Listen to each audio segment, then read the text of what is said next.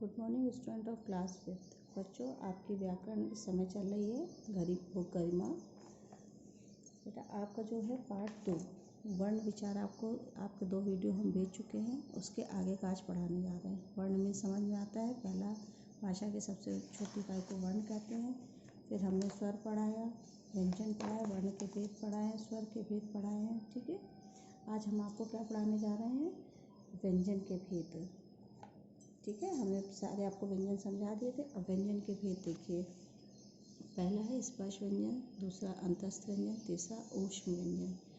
अब देखिए ध्यान से, और इन व्यंजनों को आप जब तक कई बार नहीं रीड करेंगे आपको समझ में नहीं आएगा। स्पर्श व्यंजन, जिन व्यंजनों को बोलते समय मुख के 2 भाग आपस में पूरी तरह छुए उन्हें स्पर्श व्यंजन कहते हैं। ये संख्या में 25 हैं। इन्हें निम्नलिखित वर्गों में बांटा गया है। ये देखिए 25 व्यंजन हैं आपके। इनका वर्ग होता है, जैसे काका गागा अंगा का है, चाचा जाजा या चा वर्ग है, टाटा डाडा अड़ा टा वर्ग है, यानी कि पहला वर्ण इसका लिया गया है। दाथा दाधा ना ता वर्ण है, और पाफा बाबा माँ पा वर्ग है। ठीक है, ये जितने वर्ग हैं इनके पहले वर्ण को लिया गया है। इसका उच्चारण क्या आता है? काका गागा अंगा कंठ का जीवा के मध्य भाग से स्पर्श होता है, और चाचा जाजा इया तालु का जीवा के अग्र भाग से स्पर्श होता है। टाठा डाडा अड़ा मूर्धा का जीवा के अग्र सिरे से स्पर्श होता है। मूर्धा मीन्स होता है बेटा बीच में। जैसे टा बोलेंगे तो जीभ जो मुड़ती है वो तालु के जस्ट बीच में लगती है। टा ठा टा ढा अड़ा, इसे मूर्धा कहते हैं। ठीक है, ताथा दादा ना दांत का जीवा के अग्र सिरे से स्पर्श, पाफा बाबा माँ होंठ का होंठ से स्पर्श।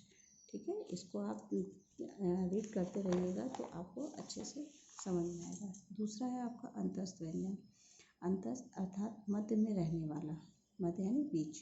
अंतस्थ व्यंजनों में जीवा मुख के किसी भाग को पूरी तरह नहीं छूती है। इनका उच्चारण स्वर और व्यंजनों के मध्य का होता है, इसलिए ये व्यंजन अंतस्थ व्यंजन कहलाते हैं। इनकी संख्या 4 है। या रा ला वा, या रा ला वा। ठीक है, तीसरा है आपका ऊष्म व्यंजन।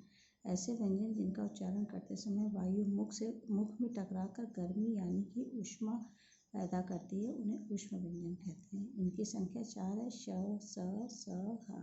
ये देखिए बोलने में किस तरह है, ये गर्म जैसे और वर्णों की तरह ये नहीं निकालते हैं। नुक्ता, नुक्ता में बेटा होता है कि जैसे हम किसी चीज़ को लिख रहे हैं और उसके नीचे बिंदु का प्रयोग करें, वो नुक्ता कहलाता है। ये हमारे अरबी, फारसी और अंग्रेजी भाषाओं से आए कुछ शब्दों के शुद्ध उच्चारण के लिए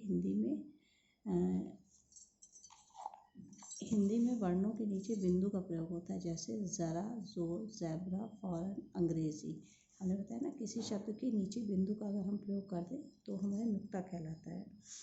संयुक्त व्यंजन, 2 भिन्न व्यंजनों के मेल से बने व्यंजन संयुक्त व्यंजन कहलाते हैं। दूसरे शब्दों में 2 या 2 से अधिक व्यंजनों के बीच स्वर न रहने से जब ये आपस में मिलकर बोले या लिखे जाते हैं तो संयुक्त व्यंजन कहलाते हैं। जैसे ये बेटा ध्यान से देखिएगा, का हलन प्लस इज इक्वल टू छा, यानी कि छा किससे हमारा बनता है? का और शा को मिला के छा बनता है। तो छा से हमारा क्षमा हो गया और का से हमारा कक्षा हो गया।